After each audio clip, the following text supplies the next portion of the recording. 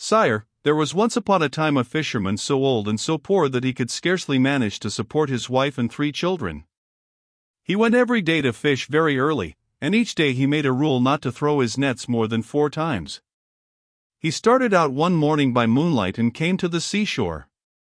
He undressed and threw his nets, and as he was drawing them towards the bank he felt a great weight.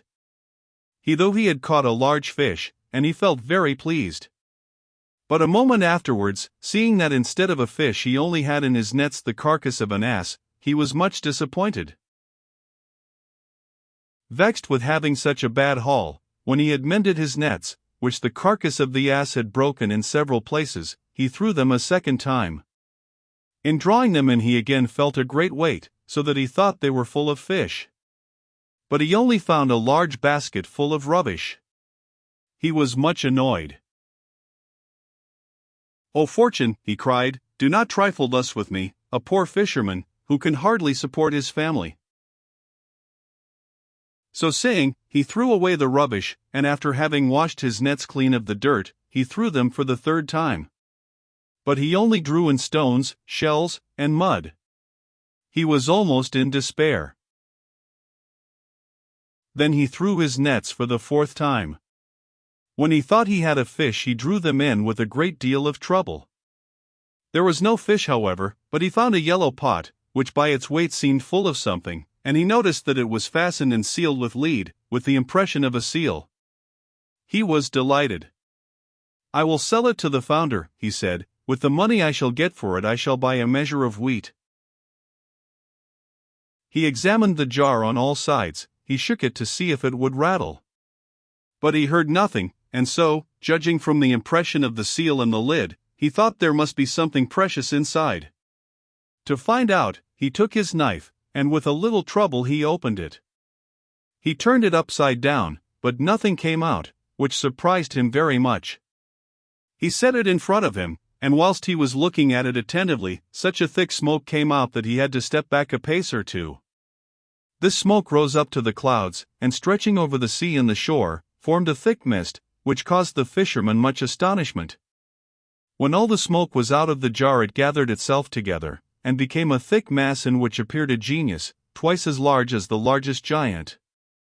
When he saw such a terrible-looking monster, the fisherman would like to have run away, but he trembled so with fright that he could not move a step. "Great king of the genii," cried the monster, "I will never again disobey you." At these words the fisherman took courage. "What is this you are saying, great genius? Tell me your history and how you came to be shut up in that vase."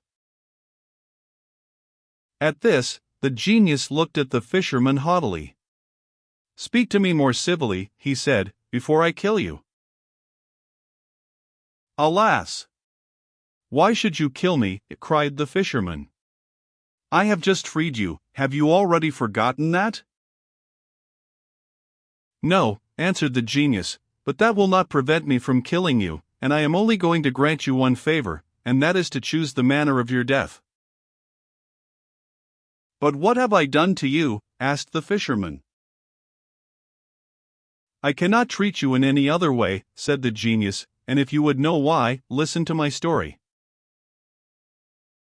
I rebelled against the king of the genii.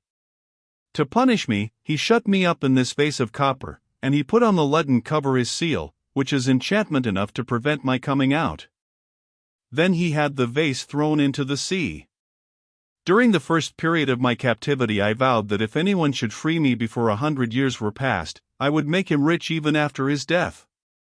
But that century passed, and no one freed me.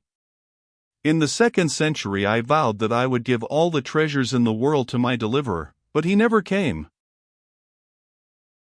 In the 3rd, I promised to make him a king, to be always near him, and to grant him 3 wishes every day, but that century passed away as the other 2 had done, and I remained in the same plight. At last I grew angry at being captive for so long, and I vowed that if anyone would release me I would kill him at once, and would only allow him to choose in what manner he should die. So you see, as you have freed me today, choose in what way you will die." The fisherman was very unhappy. What an unlucky man I am to have freed you. I implore you to spare my life." "I have told you," said the genius, "that it is impossible. Choose quickly, you are wasting time." The fisherman began to devise a plot. "Since I must die," he said, "before I choose the manner of my death, I conjure you on your honor to tell me if you really were in that vase?" "Yes, I was," answered the genius. "I really cannot believe it," said the fisherman. "That vase could not contain one of your feet even, and how could your whole body go in? I cannot believe it unless I see you do the thing."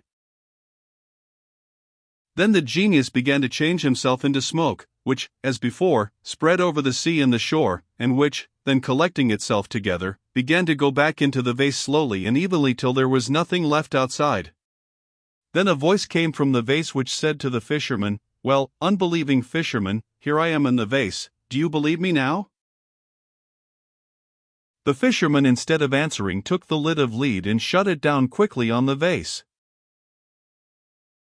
"Now, O genius," he cried, "ask pardon of me, and choose by what death you will die.